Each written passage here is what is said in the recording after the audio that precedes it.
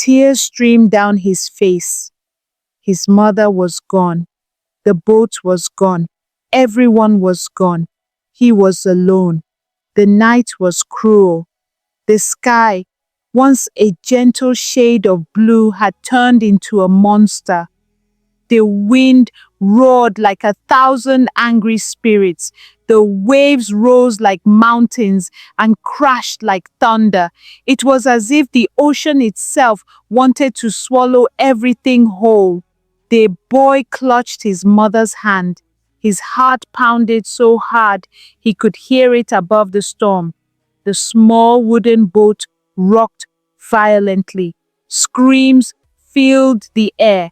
Darkness surrounded them, thick and merciless. Then, suddenly, a wave bigger than all the others came crashing down. The boy felt himself being lifted, thrown into the cold, merciless waters. His mother's grip slipped. He reached out, but she was gone. His scream was swallowed by the raging sea. The water pulled him under, cold, dark, silent. Then nothing. When he opened his eyes, the world was bright. The sun burned his skin. He coughed, his throat dry and rough. He was lying on sand. The sound of waves was gentle now, as if the sea had forgotten its own fury. But he remembered. He remembered everything. He sat up, his body weak. He turned his head, searching. "Mama!" His voice cracked. "Mama!" No answer, only the sound of water kissing the shore. Tears streamed down his face. His mother was gone. The boat was gone.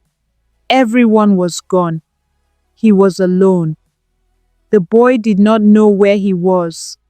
The land was strange. The people who found him spoke in a language he did not understand, but their eyes were kind, and they gave him food and water. Still, he did not smile. He did not speak. His heart was heavy with sorrow. Days passed, then weeks. He learned to understand the new language. He learned to work. He had no choice. He was a stranger here, a boy without a family, a boy with nothing. During the day, he went to school. The other children had clean clothes. They had books. They had shoes. He had nothing but his will. He listened. He learned. He wrote on scraps of paper when he had no books. When others laughed and played, he studied. At night, when the town slept, he worked. He carried loads heavier than his small body should bear. His hands grew rough. His feet ached. But he did not stop. He had no time for rest. He had a promise to keep. He had a dream to chase. He would not be nothing. He would not be forgotten. He would make his mother proud, wherever she was. If she was watching, he wanted her to see him rise. The years passed like pages of a book turning too fast. The boy became a man. He was no longer the hungry child who had washed up on the shore. He was a scholar, a leader, a builder of dreams. People who had once pitied him now respected him. They spoke his name with admiration.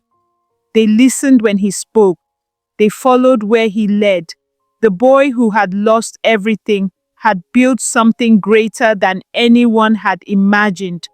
One day, he stood by the ocean, the same ocean that had stolen his mother, the same ocean that had given him a second life. The wind was gentle now.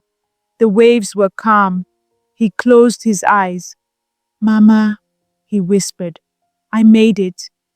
And for the first time in many years, he smiled.